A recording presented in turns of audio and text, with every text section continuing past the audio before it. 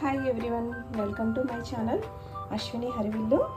ఈరోజు నేను చేయబోయే రెసిపీ చుక్కకూర కందిపప్పు అండి. ఇది రైస్లోకి చపాతీలోకి చాలా బాగుంటుందండి. ఇప్పుడు దీన్ని ఈజీ వేలో ఎలా చేయాలో నేను మీకు చూపిస్తాను. చుక్కకూర కందిపప్పు చేసుకోవడానికి చుక్కకూరని మంచిగా కట్ చేసి కుక్కర్లోకి వేసుకోవాలండి. నేను ఇక్కడ 3 కట్టల చుక్కకూరని తీసుకున్నానండి. దానికి క్వాంటిటీ చెప్తున్నాను. ఇందులోకి 1 టీ గ్లాస్ కందిపప్పుని కడిగి పెట్టుకున్నాను. అది ఇందులోకి వేసేసుకోవాలి.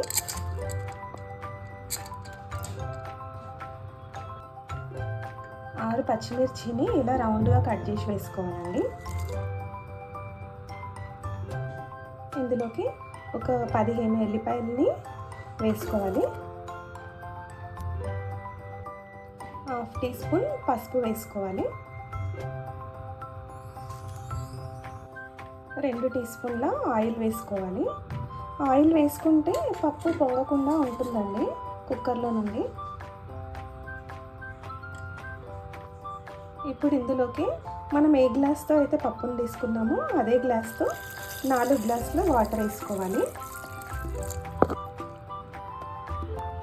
మూత పెట్టేసి 4 విజిల్స్ తీసుకోవాలండి. 4 విజిల్స్ వచ్చాయండి. ఒకసారి చూద్దాము పప్పు ఉడికిందో లేదో చూద్దాం.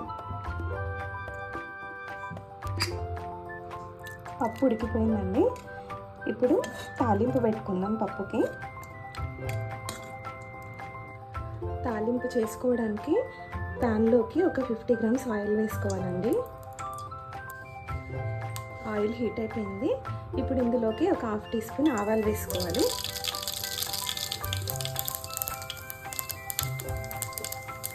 1/2 టీ స్పూన్ జీలకర్ర వేసుకోవాలి.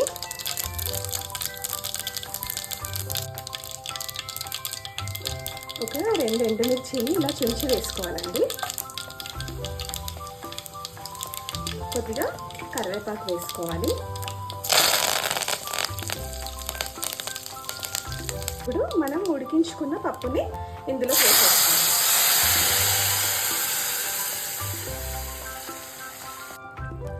పప్పు కొంచెం గట్టిగా అనిపిస్తుందండి. ఇప్పుడు ఇందులోకి ఒక 1/2 టీ గ్లాస్ వాటర్ వేసుకోవాలి.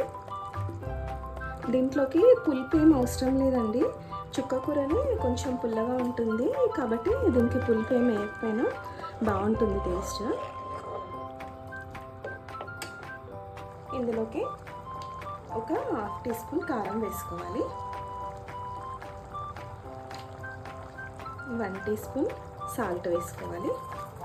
ఒకవేళ పచ్చిమిర్చి కారంగా ఉంటే కారం వేయకపోయినా పర్వాలేదండి. కారం ఎక్కువ తినాలి అనుకునే వాళ్ళు, ఇష్టపడే వాళ్ళు కారం వేసుకోవచ్చు. లేదంటే కారం వేయకపోయినా పర్లేదు. ఈ పప్పుని ఒక 3 to 4 మినిట్స్ మంచిగా లో ఫ్లేమ్లో పెట్టి ఉడికించుకోవాలండి. పప్పు మంచిగా ఉడికిపోయిందండి. చుక్కకూర పప్పు రెడీ అయిపోయింది. ఇంకా స్టవ్ ఆఫ్ చేసేయడమే. వేడివేడిగా చుక్కకూర పప్పు రెడీ అయిపోయిందండి. ఇది చపాతీలోకి, రైస్లోకి చాలా బాగుంటుంది. మీరందరూ కూడా ట్రై చేయండి. ట్రై చేసి ఎలా ఉందో కామెంట్లో చెప్పండి. ప్లీజ్ సబ్స్క్రైబ్ చేయండి, లైక్ చేయండి, షేర్ చేయండి. Thank you.